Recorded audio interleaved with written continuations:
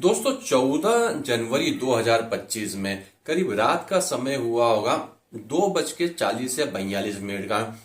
मुंबई, महाराष्ट्र के मुंबई में एक जो फिल्म स्टार होते हैं शाहरुख खान, इनके घर पर एक कोई नकाबपोश व्यक्ति होता है, उनकी बाउंड्री वॉल को उलांघने की कोशिश करता है। मीन्स उनके बंगले में अंदर जाने की कोशिश करता है। जैसे ही वो बंगले में अंदर बाउंड्री वॉल को उलांघने की कोशिश करता है, तो जो शाहरुख खान की सिक्योरिटी में लगे हुए डॉग्स होते हैं, कुत्ते होते हैं, वो तेजी से भौंकना चालू करते हैं। और जैसे ही वो तेजी से भौंकना चालू करते हैं, तो जो सिक्योरिटी गार्ड है वो भी उन कुत्तों की आवाज को सुनकर उस तरफ तेजी से दौड़े चले आते हैं और बोलते हैं कि यहाँ पर कौन है। अब जो नकाबपोश होता है, वो कुत्तों की जो तेजी से आवाज आ रही थी और जो सिक्योरिटी गार्ड वहां चिल्ला रहे थे, उसे देखकर घबराता है और वहां से भाग खड़ा होता है।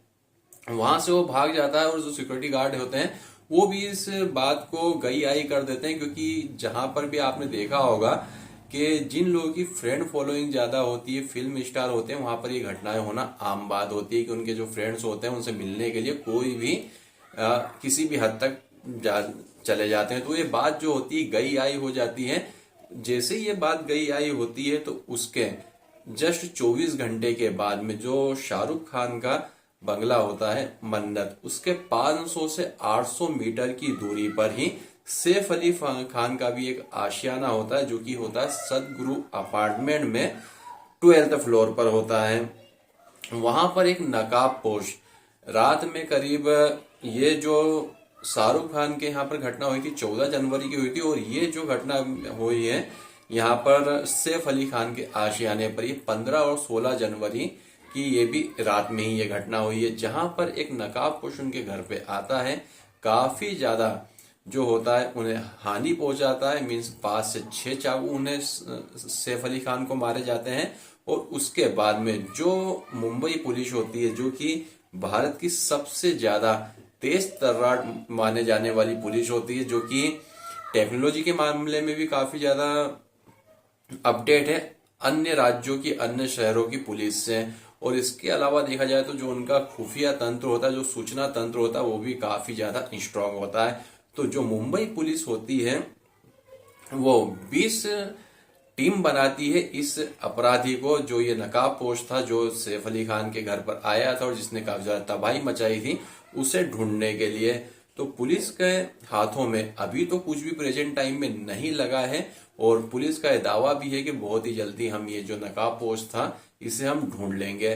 तो आज की इस घटना में मैं आपको बताने की कोशिश करूंगा कि नकाबपोश कौन था। तो नमस्कार, आदाब, सत श्री अकाल, मेरा नाम है जयेश, और आज की जो हमारी सच्ची घटना है ये है महाराष्ट्र के मुंबई में एक जगह होती है बेंड्रा। वहां पर होता है सदगुरु अपार्टमेंट, जहां पर 12th फ्लोर पर रहते हैं सैफ अली खान अपनी पूरी फैमिली के साथ में, जिसमें करीना कपूर भी होती है, उनके बच्चे भी होते हैं, पूरी फैमिली के साथ में वो वहां पर रह रहे होते हैं। तो यहाँ पर जो छोटा बेटा होता है, इसका की नाम है जय, जिसे कि जहांगीर खान भी कहते हैं, ठीक है ना, उर्फ जहांगीर खान। वो उसकी एक मेड होती है जिसका की नाम है लीमा।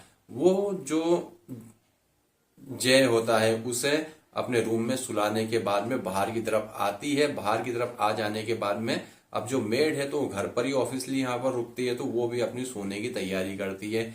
इसी बीच में क्या होता है कि जो उनकी मेड होती है, जिसका कि नाम है अरियामा फिलिपिन, जिसे कि लीमा बोला जाता है, जिसकी की उम्र है 56 साल, उसे कोई एक ऐसी परछाई दिखाई देती है जय के रूम के पास में, जहां पर टॉयलेट होती है वहां पर। अब वो जो परछाई होती है पहले तो देखकर अनदेखा कर देती है, कि उसको ऐसा लगता है कि जो करीना कपूर है, जो कि करीना है, जो मैडम है, वो अपने बच्चे को देखने के लिए आई है कि वो सही से सोया है नहीं सोया। मगर जब ध्यान से वो देखती है तो उसे परछाई ऐसी लगती है, अनजानी से परछाई, कि ऐसा व्यक्ति तो कोई इस घर में है नहीं, तो आखिर ये है कौन। तो धीरे धीरे अब जैसे ही उनकी मेड लीमा उस टॉयलेट की तरफ जाती है जहां से वो परछाई दिखाई दे रही थी, तो पहले तो व्यक्ति छुप कर खड़ा हुआ था, मगर वो सीधा सामने उसके प्रकट हो जाता है, मीन्स सामने ही आ जाता है। और उसके एक हाथ में क्या था, एक हाथ में डंडा था और दूसरे हाथ में एक धारदार चाकू था। वो लीमा को मना करता है कि चिल्लाना मत, अगर तुम चिल्लाई तो मुझे तुम्हें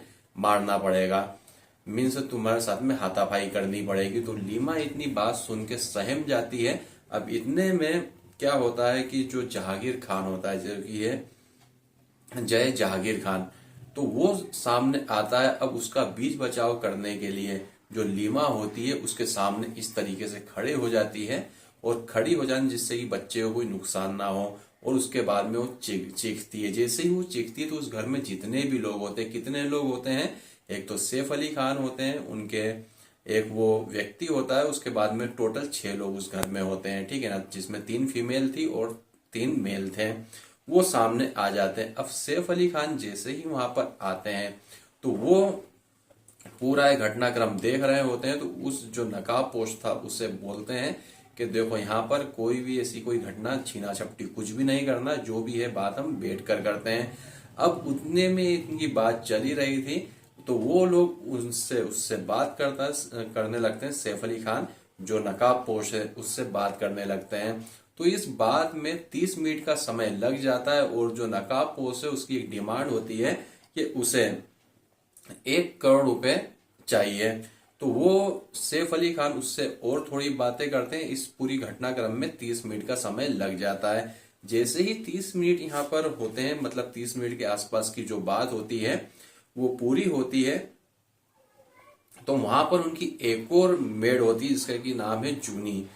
तो वो जो होती है, इनका जो बड़ा बेटा होता है तैमूर, उसकी मेड होती है। तो वहां पर कुल मिलाकर 3 लोग थे। करीना कपूर थी, उसके बाद में उनकी 2 मेड, और उसके बाद में 3 फीमेल ये हो चुकी है, और उसके बाद में 3 मेल थे जिसमें कि एक सैफ अली खान खुद, उसके बाद में उनका एक छोटा बेटा जो होता है जय जहांगीर खान, उसके बाद में सेकंड जो बेटा होता है तैमूर। टोटल 6 लोग उस समय उस मौके पर होते हैं, उस फ्लैट के अंदर होते हैं। अब क्या होता है कि जब उसी बीच में इनकी थोड़ी सी झड़प हो जाती है और हाथापाई होती है, तो इसमें क्या होता है, सैफ अली खान के गर्दन पर एक पहले चाकू लगता है, और जैसे ही वो उसे बचाने के लिए पीछे की तरफ घूमते हैं तो उनके हाथों में 2 चाकू लगते हैं। पीठ पर उनको 1 चाकू लगता है, जिसमें कि जब वो चाकू अंदर लगता है तो उसका एक चाकू का कुछ हिस्सा वो पीठ की जो हड्डी होती है रीढ़ की वहीं पर लग जाता है, मतलब टूट जाता है। देन उसके बाद में पीठ पर चाकू लगने के बाद में एक हिस्सा वहां पर टूट जाता है। जैसे ही वो एक हिस्सा वहां पर टूटता है, कुल मिलाकर 6 चाकू उन्हें लग चुके हैं। तो वहां पर सैफ अली खान काफी जोरों से चिल्लाते हैं, और चिल्लाने के बाद में जो उसके अगल बगल के जो फ्लैट्स होते हैं या जो लोग होते हैं वो उस फ्लैट की तरफ दौड़ कर आते हैं। तो जैसे ही वो दौड़कर आते हैं, जो हमलावर होता है वो सीढ़ियों के रास्ते बाहर की तरफ जाता है, जिसमें कि बाहर एग्जिट करने के लिए जो बिल्डिंग होती है उससे बाहर एग्जिट करने की जो फायर की पाइपलाइन होती है उसका भी वो सहारा लेता है। तो जैसे ही हमलावर बाहर की ओर जाता है, जब वो घर में अंदर एंटर हुआ था उस समय बताया जाता है कि उसके पैरों में जूते नहीं थे, मगर जब वो बाहर जाता है उस समय उसके पास में जूते जरूर थे। और घर के जितने भी लोग होते हैं वो व्हाइट कपड़ों में होते हैं, जो कि जिसे कि हम नाइट ड्रेस बोलते हैं। और जब सैफ अली खान को 6 चाकू लगते हैं तो खून से पूरे वो लथपथ हो जाते हैं। लथपथ हो जाने के बाद में जाहिर सी बात है हमलावर वहां से भाग चुका है, तो अगला उनका जो प्रोसेस होता है वो होता है हॉस्पिटल जाना। हॉस्पिटल जाने के लिए जैसे ही वो नीचे गाड़ी तरफ आते हैं तो वहां पर जितनी भी गाड़ी थी वो इलेक्ट्रॉनिक गाड़ी थी, जिसकी हर कोई व्यक्ति चला नहीं सकता है।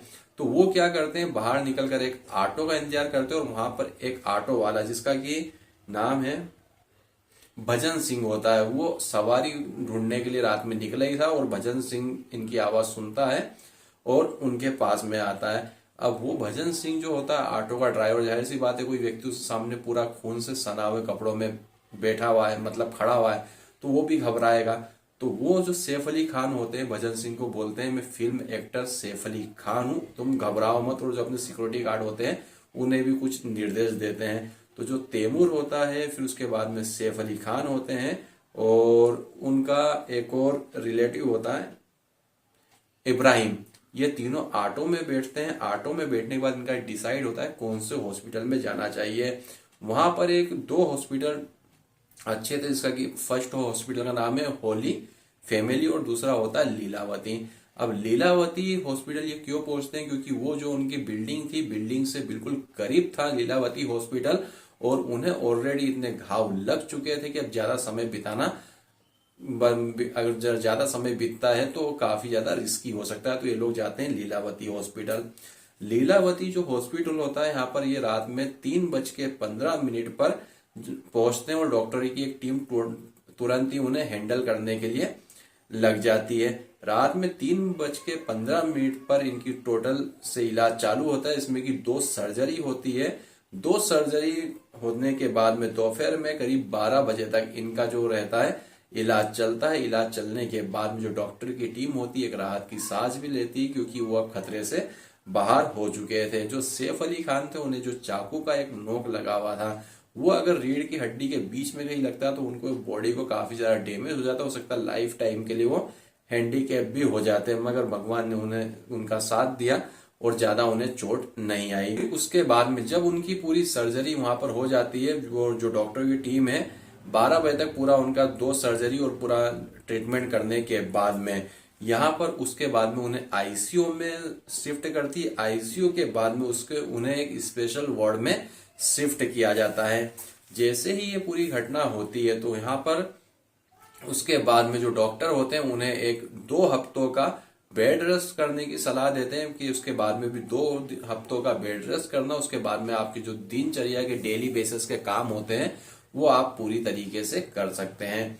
अब ये तो पूरी बात हो गई हॉस्पिटल की कि यहाँ पर सर्जरी भी हो चुकी है। अब क्या होता है, जो लीमा होती है, जो उनकी मेड होती है, वो बेंड्रा थाने में जाती है, वो अपनी पूरी गवाही देती है कि मैं रात में मैंने जो छोटा बेटा है उनका उसे सुलाया और सुलाने के बाद में अपने सोने के लिए जा रही थी, वहीं पर मुझे एक परछाई सी दिखी। पूरे तो मुझे लगा कि मैडम है और अपने बच्चे को देखने के लिए आई है, मगर जब मैंने उस परछाई को ध्यान से देखा तो मुझे वो ऐसा लगा कि ऐसा तो कोई व्यक्ति हमारे घर में है ही नहीं जिसकी की परछाई यहाँ पर दिखाई दे रही। जब मैं पास में गई तो वो व्यक्ति मेरे सामने आ गया और उसके एक हाथ में चाकू और एक हाथ में डंडा था। पूरा वो जो घटनाक्रम होती है वो पुलिस को जो उनकी मेड है वो बताती है।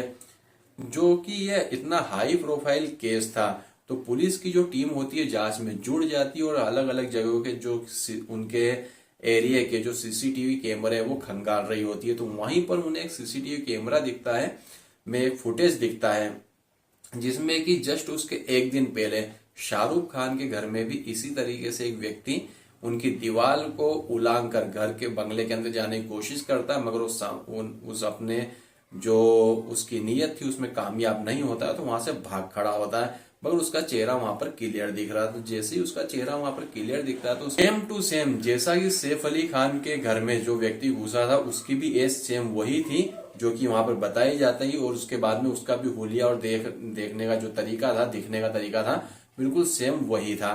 तो पुलिस के हाथ में एक कामयाबी लगती है कि पहले वो वहां पर घुस रहा था शाहरुख खान घर में, वहां पर कामयाब नहीं हो पाया तो सैफ अली खान के घर में घुसा, सेम कट खाती हुलिया वैसा ही था।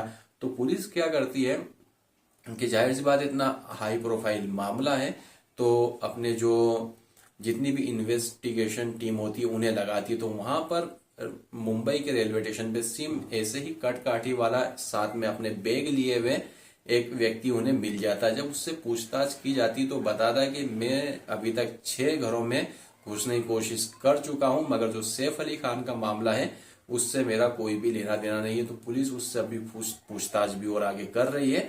तो जो भी उसका अपडेट आएगा मैं आपको बिल्कुल बताऊंगा। इसका ये भी कहना है कि अगर वो व्यक्ति शहर का होता, सोशल मीडिया पर भी उसके जो फोटो है काफी वायरल किए गए, अगर शहर का होता तो अभी तक मिल जाता है। कोई दूर दराज गाँव का होगा जिसे कि लोग ज्यादा जानते नहीं है, तो उसे पकड़ने के लिए और भी काफी सारे प्रयास किए जा रहे हैं। क्योंकि मुंबई की जो एक ऐसी पुलिस है, मुंबई और दिल्ली की हम कह सकते हैं ऐसी पुलिस है जो कि टेक्नोलॉजी के मामले भी काफी ज्यादा आगे है और जो उनके पास में अपडेट टेक्नोलॉजी हो अदर स्टेट और अदर शहरों की पुलिस से भी काफी फास्ट है। तो उनका कहना है कि हम बहुत ही जल्दी इसे ढूंढ लेंगे। अब लोग इस घटना को कैसे देख रहे हैं कि यहाँ पर 15 दिन, ये जो घटना हुई थी उसके 15 दिनों पहले मुरादाबाद की यूनिवर्सिटी में एक कवि ने सैफ अली खान के बच्चों के ऊपर भी काफी सारे तंज कसे थे। लोग उसे भी इससे घटना से मिलाकर देख रहे हैं कि हो सकता है किसी के दिमाग में ऐसी बात बैठ गई हो और फिर बदला लेने के लिए आया। सेकंड, लोग ये भी बोल रहे हैं कि चोरी का मामला हो सकता है। उसके बाद में जितने मुंह होते हैं उतनी बातें होती है। कहीं जो गृह मंत्री होते हैं महाराष्ट्र के, उनका नाम तो मुझे पता नहीं है, वो कह रहे हैं कि ये जो मामला है अंडरवर्ल्ड का तो कहीं से कहीं तक नहीं है। दोस्तों, इस कहानी को सुनाने का मकसद किसी को परेशान करना, किसी की भावनाओं को ठेस पहुंचाना नहीं था, सिर्फ आपको जागरूक करना था। तो दोस्तों, अगर आपको ये कहानी अच्छी लगी हो, कहानी नहीं रियल स्टोरी अच्छी लगी हो, तो वीडियो को लाइक किए बिना बिल्कुल भी मत जाइएगा। तो वीडियो देखने के लिए आपका धन्यवाद। भगवान करे आपका दिन शुभ हो।